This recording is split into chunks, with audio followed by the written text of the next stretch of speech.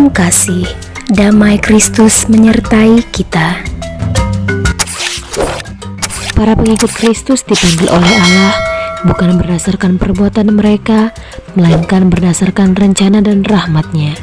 Mereka dibenarkan dalam Tuhan Yesus dan dalam baptis iman sungguh-sungguh dijadikan anak-anak Allah dan ikut serta dalam kodrat ilahi. Maka sungguh menjadi suci. Maka dengan bantuan Allah mereka wajib mempertahankan dan mengembangkan dalam hidup mereka kesucian yang telah mereka terima.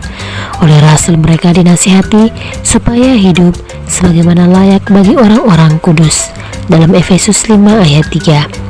Supaya sebagai kaum pilihan Allah, sebagai orang-orang kudus yang tercinta, mengenakan sikap belas kasihan, kemurahan, kerendahan hati, kelemah lembutan dan kesabaran dalam Kolose 3 ayat 12, dan supaya menghasilkan buah-buah roh yang membawa kepada kesucian dalam Galatia 5 ayat 22, Roma 6 ayat 22.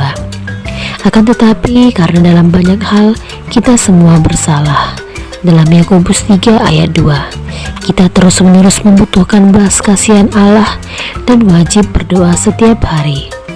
Dan ampunilah kesalahan kami dalam Matius 6 ayat 12. Jadi bagi semua jelaslah bahwa semua orang Kristiani, bagaimanapun status atau corak hidup mereka, dipanggil untuk mencapai kepenuhan hidup Kristiani dan kesempurnaan cinta kasih dalam konstitusi dogmatis tentang gereja. Marilah kita semua bergembira dalam Tuhan sambil merayakan hari pesta untuk menghormati semua orang kudus. Pada hari raya ini, para malaikat pun turut bergembira dan bersama-sama memuji Putra Allah. Saudara-saudaraku yang terkasih, hari ini kita akan mendengarkan riwayat orang kudus, Hari Raya Semua Orang Kudus. Hari raya ini mula-mula dirayakan di lingkungan Gereja Timur untuk menghormati semua saksi iman yang mati bagi Kristus dalam usaha mereka menyebarkan iman Kristen. Di lingkungan Gereja Barat, khususnya di Roma, pesta ini bermula pada tahun 609 ketika Paus Bonifacius keempat merombak Pantheon, yaitu tempat ibadat kafir untuk dewa-dewi Romawi, menjadi sebuah gereja. Gereja ini dipersembahkan kepada Santa Maria bersama para rasul. Dahulu di Roma hari raya ini biasanya dirayakan pada minggu sesudah Pentakosta.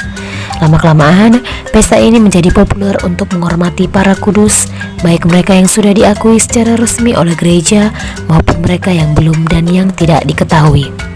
Pesta ini dirayakan untuk menghormati segenap anggota gereja yang oleh jemaat-jemaat perdana disebut persekutuan para kudus, yakni persekutuan semua orang yang telah mempercayakan diri mereka kepada Yesus Kristus dan disucikan oleh darah anak domba Allah. Secara khusus pada hari raya ini kita memperingati rombongan besar orang yang berdiri di hadapan tahta Allah karena mereka telah memelihara iman mereka dengan baik sampai pada akhir pertandingan di dunia ini, sehingga memperoleh ganjaran yang besar di surga. Di antara mereka yang berbahagia itu teristimewa tampil para santo santa, beato beata sebagai perintis jalan dan penuntun bagi kita. Para kudus yang berbahagia di surga itu bersama Santa Perawan Maria, Bunda Gereja, mendoakan kita agar kita tekun dalam perjuangan dan tabah dalam penderitaan. Bersama mereka, kita menantikan kebangkitan badan, dan bila Kristus menyatakan diri dalam kemuliaan, kita akan menjadi serupa dengan Dia. Pada saat itulah terjalin kesatuan kita yang sempurna dengan Kristus dan dengan semua saudara kita. Para kudus itu berbahagia karena mereka telah mengikuti Kristus. Kebahagiaan dan kemuliaan mereka tidak bisa kita lukiskan dengan kata-kata manusiawi. Sehubungan dengan itu, Santo Paulus berkata, apa yang tidak pernah dilihat oleh mata dan tidak pernah didengar oleh telinga dan yang tidak pernah timbul di dalam hati manusia, semua yang disediakan Allah untuk mereka yang mengasihi Dia. Boleh dilihat dalam 1 Korintus 2 ayat 9. Ganjaran yang mereka terima dari Kristus adalah turut serta di dalam perjamuan perkawinan anak domba Allah. Air mata mereka telah dihapus sendiri oleh Yesus. Tentang itu Yohanes menulis, berbahagialah mereka yang diundang ke perjamuan perkawinan anak domba, dalam Wahyu 19 ayat 9. Dan Dia akan menghapus segala air mata mereka, dan maut tidak akan ada lagi. tidak akan ada lagi perkabungan atau ratap tangis atau duka cita, sebab segala sesuatu yang lama itu telah berlalu. Oleh sebab itu, kita mempunyai banyak saksi bagaikan awan yang mengelilingi kita.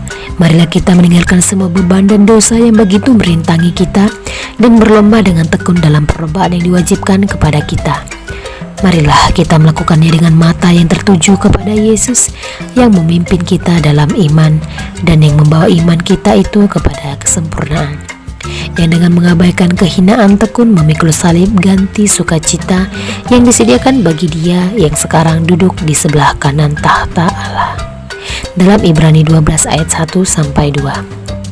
Demikianlah riwayat orang kudus yang kita rayakan pada hari ini, Hari Raya Semua Orang Kudus. Amin. Marilah kita berdoa.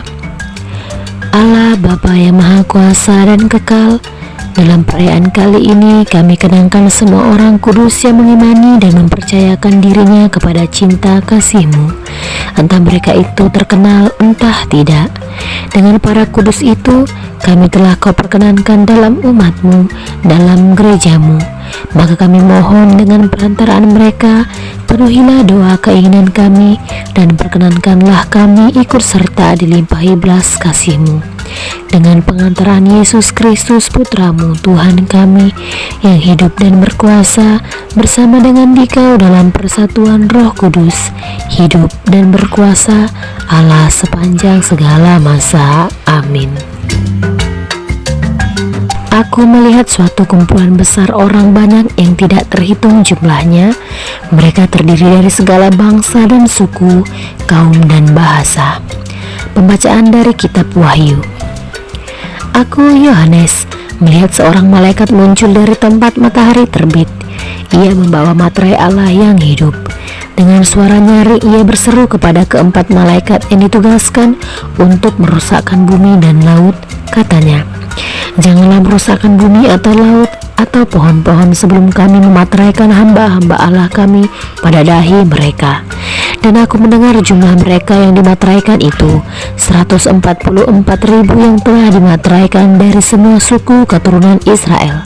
Kemudian daripada itu aku melihat suatu kumpulan besar orang banyak yang tidak terhitung jumlahnya dari segala bangsa dan suku, kaum dan bahasa. Mereka berdiri di hadapan tahta dan di hadapan Anak Domba, memakai jubah putih dan memegang daun-daun palem di tangan mereka. Dengan suara nyaring mereka berseru, "Keselamatan bagi Allah kami yang duduk di atas tahta dan bagi Anak Domba." Dan semua malaikat berdiri mengelilingi tahta, tua-tua dan keempat makhluk yang ada di sekeliling tahta itu. Mereka tersungkur di hadapan tahta itu dan menyembah Allah sambil berkata, "Amin. Puji-pujian dan kemuliaan, hikmat dan syukur, hormat, kekuasaan dan kekuatan bagi Allah kita sampai selama-lamanya. Amin." Seorang dari antara tua-tua itu berkata kepadaku, "Siapakah mereka yang memakai jubah putih itu dan dari manakah mereka datang?" Maka kataku kepadanya, "Tuanku, Tuhan mengetahuinya." Lalu ia berkata kepadaku, "Mereka ini adalah orang-orang yang keluar dari kesusahan besar. Mereka telah mencuci jubah mereka dan membuatnya putih di dalam darah Anak Domba." Demikianlah sabda Tuhan. Syukur kepada Allah. Berbahagialah yang mendiami rumah Tuhan.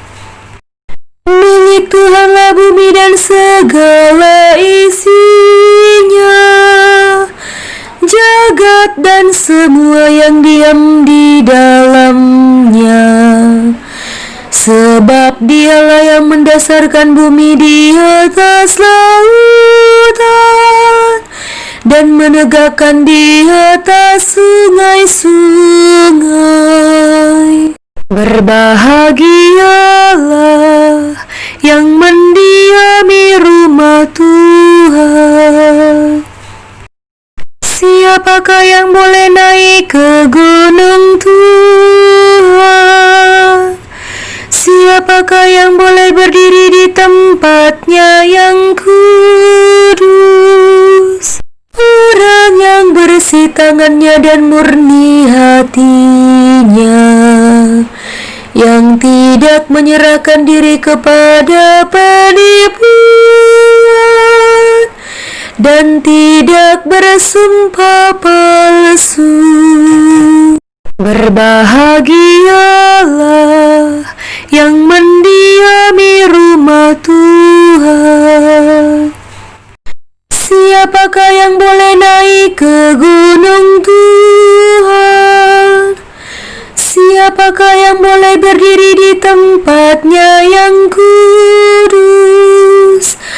Orang yang bersih tangannya dan murni hatinya, yang tidak menyerahkan diri kepada penipuan dan tidak bersumpah palsu.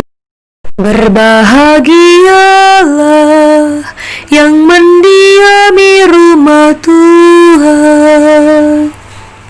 Dialah yang akan menerima berkat dari Tuhan dan keadilan dari Allah penyelamatnya. Itulah angkatan orang-orang yang mencari Tuhan, yang mencari wajah-Mu ya Allah ya Yakub.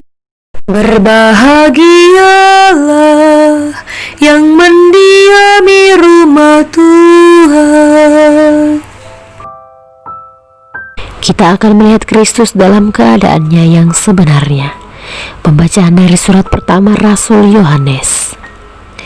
Saudara-saudara terkasih, lihatlah betapa besar kasih yang dikaruniakan Bapa kepada kita, sehingga kita disebut anak-anak Allah, dan memang kita sungguh anak-anak Allah. Karena itu dunia tidak mengenal kita, sebab dunia tidak mengenal Dia.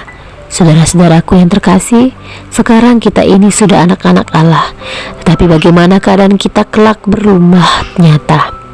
Akan tetapi kita tahu bahwa apabila Kristus menyatakan dirinya, kita akan menjadi sama seperti Dia, sebab kita akan melihat Dia dalam keadaannya yang sebenarnya.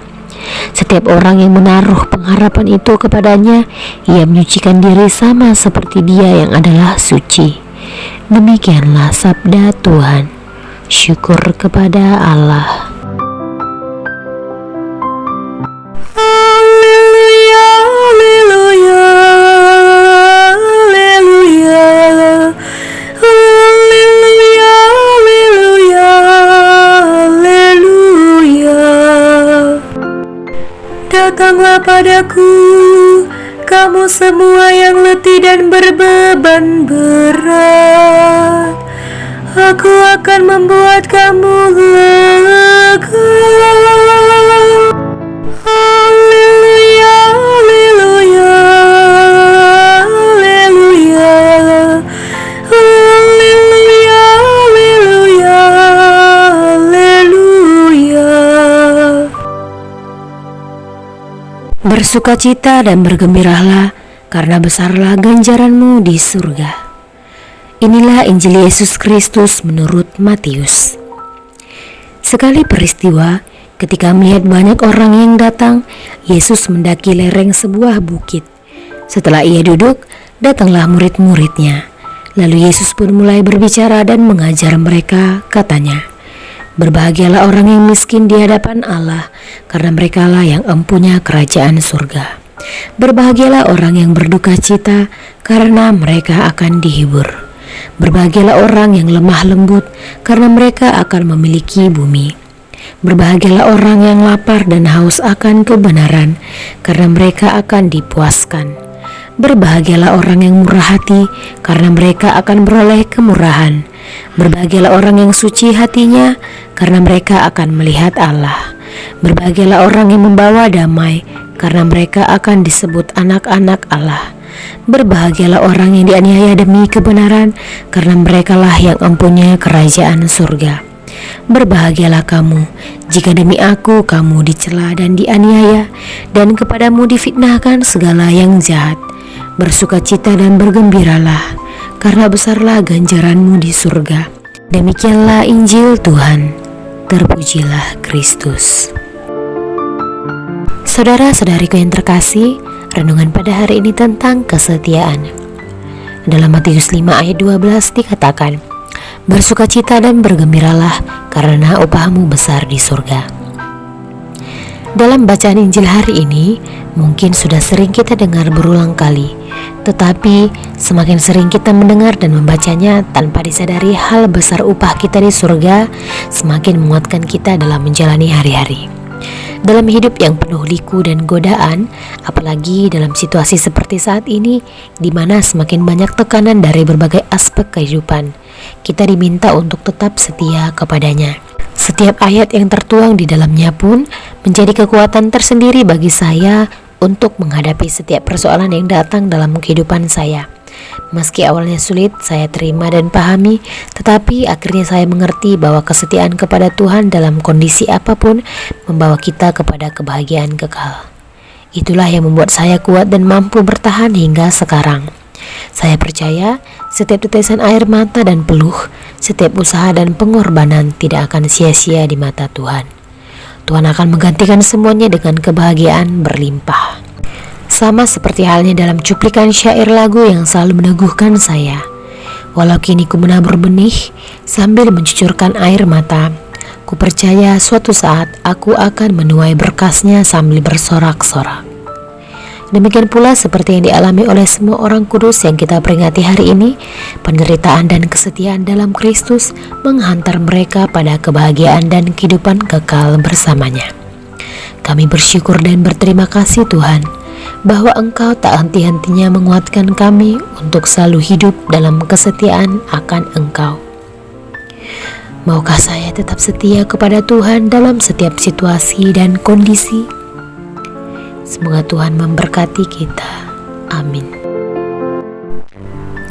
Marilah kita berdoa. Terima kasih ya Yesus atas sabdamu hari ini. Engkau mengajak aku untuk terus-menerus membaharui diri. Engkau juga mengajari aku untuk bersikap rendah hati kepada sesama. Berkatilah usahaku untuk bersikap penuh kasih, terutama kepada mereka yang menyakiti hatiku. Amin.